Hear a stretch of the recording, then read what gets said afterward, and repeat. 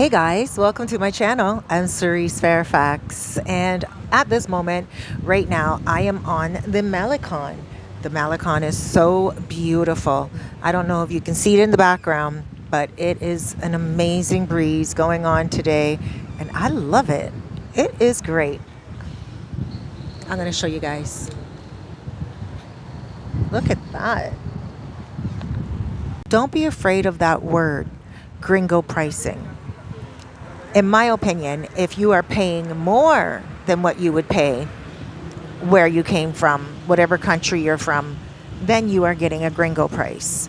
But if your standard of living here and your lifestyle here is less than what it is, try not to complain and try not to take things personally, because you may make a few bad friends and you may just get looked upon as cheap. That's the one thing you don't want to be looked upon as, is cheap. You do want to be giving, because Dominicans are very giving to each other. They share everything. Every little thing they get, they share. They're not selfish people. And I've even noticed too, sometimes I'm walking to the beach with Noche, and a lot of my neighbors now, because I live in a local Dominican neighborhood, and my neighbors, if they're having lunch, because I usually get to the beach when around 12:30, 1 o'clock, 2 o'clock is my live to air, especially on Sundays for Sosua Sundays. I'm rushing to the beach and families are eating, and some of them may be sitting outside eating because it's a Sunday, and a lot of Dominicans are family oriented on Sundays. They'll ask me if I want something to eat as I'm walking by them. They're like, "Hola, amor, ¿tú quieres comida?"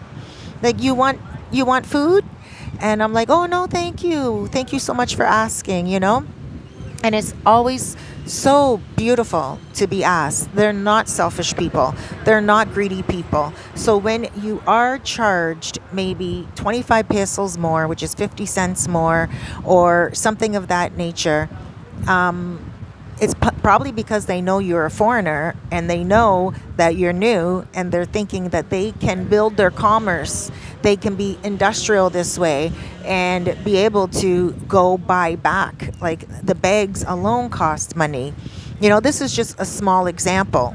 But when you are talking about gringo prices, you're not going to get a bunch of those prices. Most times you go into a store, the prices are all the same, especially if you go into a store where the prices are right there. Like if you go into La Tienda, which means the store, but it's like China Tienda, Chinese stores they have here, or like most of the prices are right on the labels. So when people overtalk these prices, I don't know what they're talking about half the time, because if you go to a restaurant, on the menu, there's prices. If you go to a grocery store, on the products or on the shelf, there's prices. If you go into a local restaurant that's Dominican owned and they don't have a price there, a menu, because they really don't have a lot of food on the menu, and they're only selling la bandera, which is the national dish, which is usually rice and beans and salad and your choice of meat, which is pork, beef, and chicken. Everyone knows, most people know rather, that la bandera is no more than 200 pesos. That's $4. And you get a lot of food for that. Sometimes you can pay 360 pesos, but that's if you're at a restaurant and you're sitting down and you're like really get like a nicer form of restaurant and you're really getting served. And it's in a location that's not a casita. Now remember, on the beach, there are more expensive prices, 100%, but not so much where they're going to gouge you. And on the beach in Playa Sosua, most of the menus that they will bring to you have prices. If you're afraid of being taken advantage of, then don't buy something without a price tag. If you ask, how much does this cost, and they overprice you, and there's no prices or anything, no menu or anything, negotiate with them. Now, the other day, someone was talking about water being overpriced. It went from 30 pesos to 60 pesos. That has nothing to do with being ripped off. That has to do with the inflation that's going on around the world. It's not recession. but it is inflation. A lot of products are expensive now. I'm sitting right now with my buddy and my moto concho, and I'm going to ask him right now out of the blue. I never asked him before, but I'm going to ask him right now if he's aware that the water is more expensive now. Eddie, tú sabes, agua en grande botella es más caro ahora? Botellón. ¿Ah? Botellón. Sí, en grande. 60 pesos. 60. 70 pesos. 60. 60. See, I just said 60. Y antes is cuánto cuesta? 30. 30. Exactly, 30. I didn't even go over it with them before. Before it was 30 pesos. And now it is 60 pesos. Okay? So don't point fingers and try not to blame, ask questions, because the last thing you want to do is come here and buy something that's still less expensive than what it would be in your own country and haggle and hustle and complain. Okay? Because those big gallons, those big gallons of water for 60 pesos is $1.20. I don't know how much they are back in Canada any longer for the big gallons of water. But I don't think it would be $1.20. I'm pretty sure it would be a lot more expensive. You can put it in the comments below how much you purchase those big gallons of water for. You know, the big gallons of water that you can, put in the water coolers? Those big ones, those big blue jugs. Right. So here it's 60 pesos, which is $1.20. And that's still a good price. So when people start complaining and they don't realize that the prices are fluctuating, they're not watching the news. When you're worried about gringo prices, and you are squabbling between 30 cents to 60 cents, you're not really realizing that you are,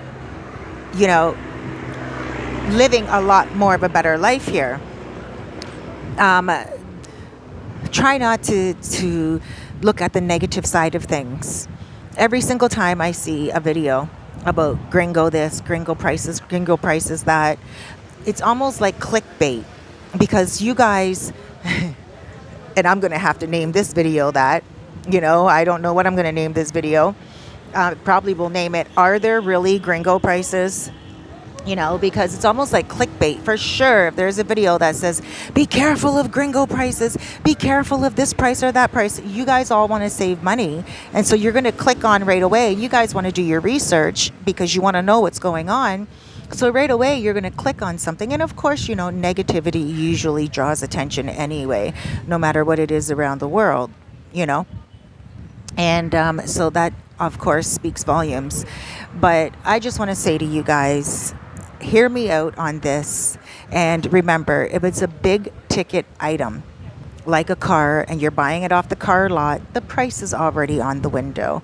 If it is a fridge, the price is already going to be there. Now, if you go to a secondhand store and you're going to buy something there, then obviously they're going to be a lot more like flea markets. If you go to a flea market in Toronto, then, they are there and you negotiate. That's all. If something sounds too expensive, you just be like, okay, I'll be back. And most times, if a Dominican knows that they're overpricing you at like a flea market or something on a secondhand item or whatever, they will say to you, how much do you want to pay? Right away, out the gate. How much do you want to pay? Especially if they know that you realize that it's a little bit more expensive than what you thought it would be. And then you give them a price and they'll either say yes or they'll say no, right? But overall, you can't come here and expect to get the regular Dominican price, because the Dominican price is not the regular price. Dominicans pay less because many of them can't afford to pay the regular price, if you get what I'm saying. A lot of the times I'll see a Dominican that may only have 100 pesos and not 150 pesos or 175 pesos or 200 pesos for la bandera, for the national dish at lunchtime. And they'll go into a Dominican restaurant and they'll just give 100 pesos, but they won't get as much food. right? They'll say to the restaurant, they don't have any money. They have 100 pesos. Is it okay if you just give less food? So they may get one piece of chicken, but a good amount of rice because, rice is filling and that's about it. But they're not going to get the full meal. So if you're at a restaurant and you pay 200 and you see someone else go into the same restaurant and pay 100, chances are they're not getting a discount, but they're getting less food. Or chances are they know that person and they've known that person for a very long time, most likely since childhood, and so they will pay that person back at another time. Or alternatively, perhaps that person owes them money so they can get a discount. You never know who's agreed upon what. So just try to be more positive and try not to think about these gringa prices, because just before I end the video, I do want to say this to you. Most rentals, you're going to get a cheaper rental from a Dominican than you will a foreigner. Okay? Foreigners rent out their places a lot more expensive.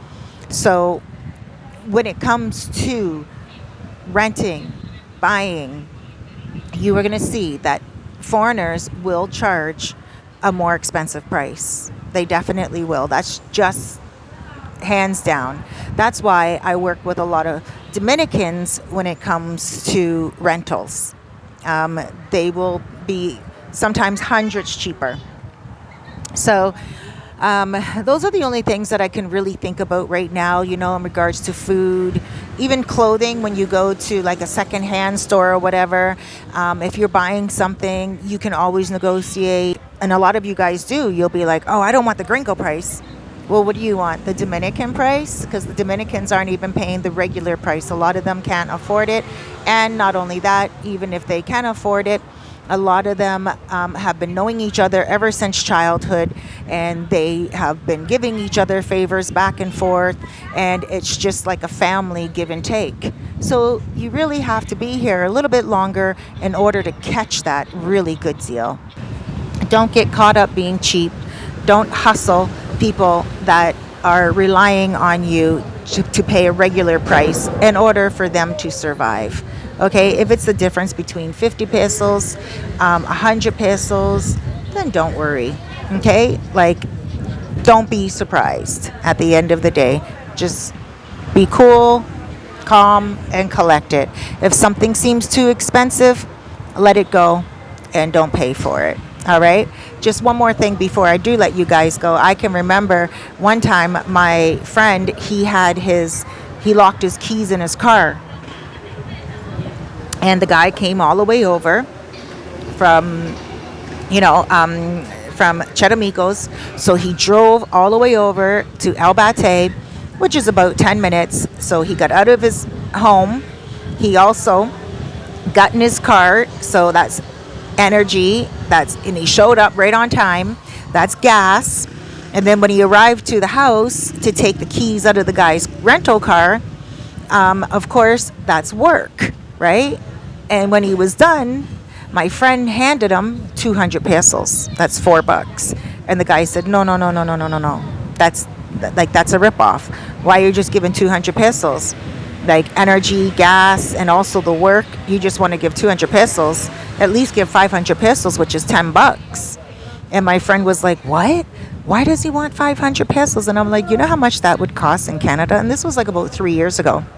And I'm like, you know how much that would cost in Canada to get someone to come and open your door? And it took about a half an hour to open the door because it was a brand new model. And so they didn't want to do any damage to the car. It was a very intricate job, right? And then I said, you know how much it would cost in Toronto? And my friend was like, yeah, but the guy down the road wouldn't charge that much. And I'm like, the guy down the road didn't even come. The guy down in the other neighborhood came. So pay him for what he is asking for. 500 pesos, $10. And my friend was like, okay, well, blah, blah. And I'm like, don't think about it that way. Just think about, even if it's half price of what you would get in America, then give a little something. You get what I'm saying, guys? So try not to be so stuck on the gringo prices or the Dominican prices. Don't be stuck on anything like that. If it sounds like it's too outrageously priced, chances are it is. But if it's just a little bit more, give it. Because what you pay forward, you shall surely receive. Guys, I love you. Thank you so much for joining me. Relocation to the Dominican Republic is a lot easier than most people assume. Really, it's just about making a plan and getting on a plane. Coming here to the Dominican Republic to live your life, short term, long term, or for the rest of your days, is something that you might have been thinking about over and over. Perhaps you came here and you had a visit and you loved it so much, and you saw people relocating, expats in different towns all around the island, and you thought to yourself, that's something I want to do. Now may be the time for you to do that. I can help you out. My name is CERISE.FAIRFAX, and I'm a relocation specialist. I can also help you with getting an apartment and buying property. As a specialist, I have seen people come here and relocate. They get their residency, and they find that traveling around the island is something that they have always desired, and now they are doing it. You see, with my connections and all the people here that want to help you out so you can come to the Dominican Republic and live your life, the number one destination in the Caribbean. We make it easier for you. We help you to iron out the wrinkles and to get here as soon as you can so you can start living. If you are a single person looking for a change, the Dominican Republic welcomes you. Perhaps you're a family and you have children and you're looking to raise your children in a different atmosphere. Maybe you want them to learn another language. There are lots of schools available to you with very good curriculums so your children can learn and live happy. Maybe you are a person that has recently lost a loved one and you just want to rest your mind and rejuvenate. Maybe hit the beach and meditate, restore your soul, and just relax. Maybe you are on a pension and you really need your money to stretch. And hey, living in paradise will also help your health and help you to live a better lifestyle. Listen, this is something that you know you deserve. So why don't you start now instead of waiting till later? Please contact me. I'm a relocation specialist and I can help you out. I would love to help you relocate to this beautiful island of the Dominican Republic. You don't have to know the language. A lot of people ask, do you need to know Spanish? And not always. Of course, it's always good to stretch the mind and learn a new language. But here in the Dominican Republic, you will find that it is foreigner friendly. Everyone around the island welcomes you. Again, my name is CERISE.FAIRFAX, and I look forward to working with you. My information is on the screen, and I really hope that you make that decision today to make your life better tomorrow.